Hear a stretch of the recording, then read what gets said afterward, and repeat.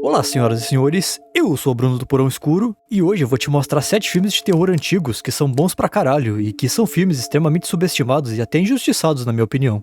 Sério, esses filmes são muito bons mesmo pra época e eu não vejo ninguém falando sobre eles, então eu senti que tinha que trazer eles aqui pra vocês. Mas enfim, bora lá pra lista dos filmaços então.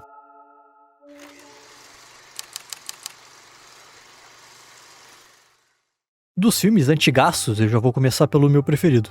Você já deve ter ouvido falar do filme A Casa de Cera, lá de 2005, que tem o ator do Sobrenatural e tal. Filme bom pra caralho, aliás. Mas o que você talvez não saiba é que ele é um remake de um filme muito mais antigo, que é A Casa de Cera, de 1953. E cara, esse é um filme muito bom. Além do ator principal ser o Vincent Price, que pra quem não conhece ele era tipo um Johnny Depp da época, o filme em si é todo redondinho e tal. Tipo, ele não tem pontas soltas, é um filme curto até, e ele é sobre um escultor chamado Henry Gerald, que tem um museu cheio de obras de cera que fazem praticamente parte da vida do cara. Só que um dia tudo acaba pegando fogo, com ele lá dentro inclusive, e o cara perde tudo. Depois disso ele volta de novo um tempo depois com um novo local e tal, só que dessa vez as esculturas dele estão realistas até demais. E alguns personagens começam a suspeitar que ele possa estar usando corpos de verdade, enquanto que ao mesmo tempo umas mortes misteriosas acontecem na volta dele e de outros personagens. Tem até um cara bizarrão vestido de preto que começa a perseguir a galera.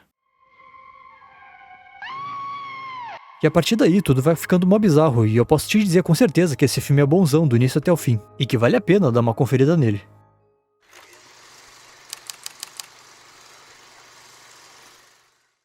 Esse é um daqueles filmes que tem um plotzão no final e ao contrário da maioria dos filmes é um plot bom. Ele é sobre o John e a Laura, um casal que tinha perdido a filha. Essa filha dele, certo dia, estava brincando perto de um lago e acabou se afogando. E o John não conseguiu alcançá-la a tempo. Aí se passa um tempo e o casal se muda pra Veneza, porque o John é um tipo de arquiteto e tá ajudando a reconstruir uma igreja de lá, né? E enquanto eles estão lá, a Laura conhece 2 irmãs idosas, e uma delas afirma que é médium e diz que tá vendo o espírito da filha deles ali com eles. E aí a Laura meio que se encanta com isso e quer saber mais sobre, só que o John se incomoda com esse tipo de coisa e acha que elas estão tentando tirar proveito deles de algum jeito. Só que aí do nada o John começa a ver uma figura de vermelho com capuz, igual como tava a filha dele no dia que ela se afogou, e aí ele começa a seguir ela, só que ela sempre desaparece. E ao mesmo tempo começa a ter uns assassinatos na cidade, corpos de pessoas sendo descobertos na água de Veneza e por aí vai. E já não basta tudo isso, a esposa dele fica desaparecida e quanto mais o John tenta descobrir essas coisas e sobre o que é aquela figura encapuzada, mais perto da morte ele fica, até com acidentes acontecendo na volta dele e tal. E esse filme não é tão agitado como um filme de terror comum, mas ele tem o seu próprio ritmo e até que funciona bem. E por incrível que pareça, esse filme tem algumas partes com nudez, então é melhor não ver com a família não.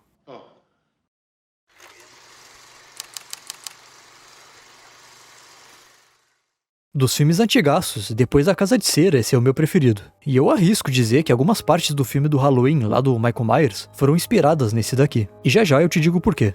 Bom, o Black Christmas é sobre um assassino que começa a atormentar a vida de umas estudantes em uma casa. Primeiro ele começa com ligações, o cara fica ligando no telefone delas e fazendo uns barulhos estranhos, uns gemidos e tal, e até fala algumas coisas meio pornográficas pra elas.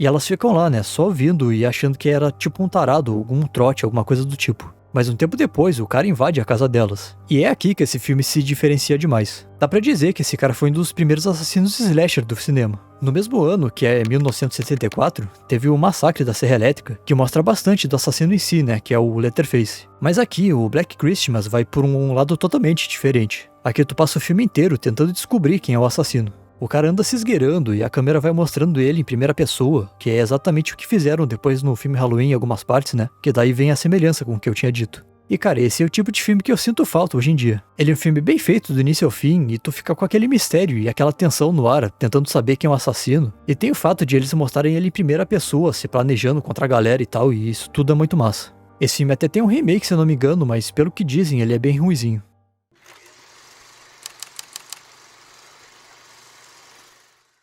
Horror em Amityville é sobre uma família, a família Lutz, que se muda para uma casa. Acontece que um tempo antes houve vários assassinatos naquela casa. Um cara, o filho mais velho da família que morava lá, ele matou os próprios pais e até os irmãos. E aí, quando os Lutz se mudam pra lá, logo de início já começa a dar merda. Um padre vai visitar eles depois da mudança e o negócio é tão tenso que aquele padre passa mal e quase morre dentro daquela casa. E cada dia que passa, aquilo tudo vai ficando mais sinistro. Os Lutz acabam sempre se acordando às 13h15 da manhã, que é o horário em que o cara que morava lá matou a própria família. E aí começa aquela coisa padrão, né? Sons estranhos, barulhos bizarros e tal. E em um determinado momento eles até acham uma abertura na parede e teorizam que aquilo pode levar eles diretamente pro inferno. Mas sinceramente o filme não trabalha muito bem essa parte em específico. E bom, chega uma hora em que a presença maligna é tão forte naquela casa que o protagonista começa a ter meio que ser possuído pelo espírito do assassino e começa a agir que nem ele. E sinceramente esse filme é o mais fraquinho da lista, mas ainda assim ele é um bom filme. Ele teve outras continuações e até um remake de 2005 com o Ryan Reynolds. E eu não sei dizer qual é o melhor, mas eu prefiro o remake por causa do ator e ele entrega bem mais no papel.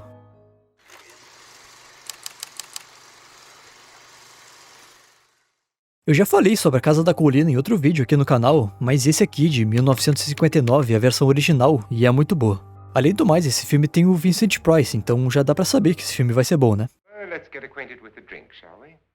E a premissa dele é bem simples. Um milionário chamado Frederick Lauren convida um grupo de pessoas para passar a noite em uma casa mal assombrada. E quem sobreviver até de manhã vai ganhar uma bela grana. O pessoal lá, obviamente, já fica com o cu na mão. E com o tempo, uns começam a desconfiar dos outros. Uma pessoa some, daí uns acham que foi tal pessoa que fez isso, outros acham que pode ter sido uma assombração, e mais outros juram que tinham visto fantasma e coisa do tipo. E todo mundo lá dentro fica com o cu fechadaço. Um ficando com medo do outro, o outro pensando que é um fantasma que tá fazendo tudo isso e tal. E conforme a madrugada vai passando, tudo aquilo vai ficando mais tenso e a ameaça só vai aumentando.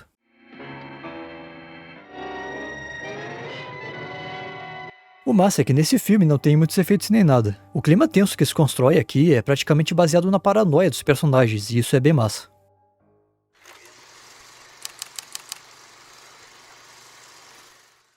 Esse aqui é a bala, hein? Ele é sobre uma família que faz parte de uma igreja e que nela tem duas irmãs, a Alice e a Karen.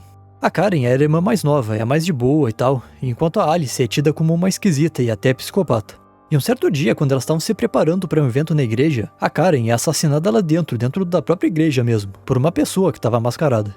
A Alice não estava lá e ela chega bem depois, o que faz suspeitarem que ela mesma deu cabo na própria irmã. Até porque o próprio filme faz questão de nos mostrar que a Alice tem um lugar no porão, onde ela guarda uma capa de chuva amarela, uns insetos dentro de um vidro e tal, e até uma máscara, que no caso foi igual à usada no crime, né? Então dá pra ver que essa Alice, ela é meio psicopatinha. Tem até uma parte em que ela maltrata um gato pegando ele do pescoço pra se defender desse gordaço aí que queria abusar dela. E claro, nesse caso ela fez isso pra se defender do cara, né? Mas mesmo assim, coitado do bichinho, velho. E bom, com tudo isso que eu tô falando, faz parecer que ela é obviamente assassina, né? Mas depois de um tempo no filme, começam a aparecer outros assassinatos e esse filme começa a ficar brincando o tempo todo sobre ter sido ela ou não a ter feito esses crimes. E pra época até que ele é um filme bem decente de terror. É o tipo de filme que eu sinto falta hoje em dia, sinceramente. Claro, tem filmes do tipo, como o Pânico, que ficam brincando com esse lance do assassino misterioso e tal, mas ele já é uma saga de filmes que tá ficando praticamente saturada, né? Então pra mim a gente tá tendo uma carência com filmes que abordam esse tipo de coisa.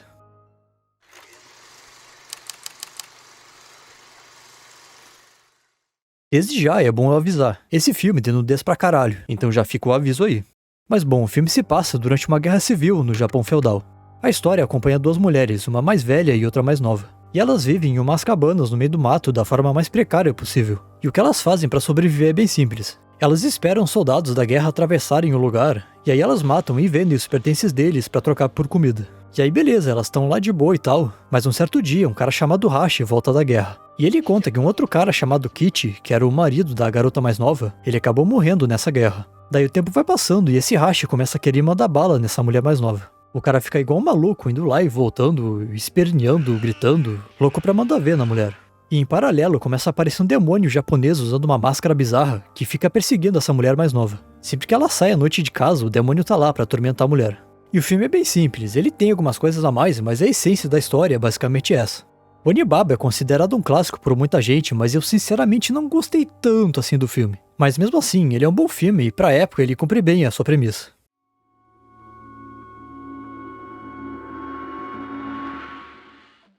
E bom, se você curte esse tipo de filme, eu tenho certeza que você vai gostar dos outros filmes que eu cito nesse vídeo que tá aqui no card. Nele eu mostro 5 casas assombradas dos filmes de terror onde você jamais sobreviveria. Se você gostou desse vídeo, deixa um like aí e considere se inscrever no canal, que já já eu tô trazendo mais conteúdos como esse. E bom, é isso aí. Valeu, falou!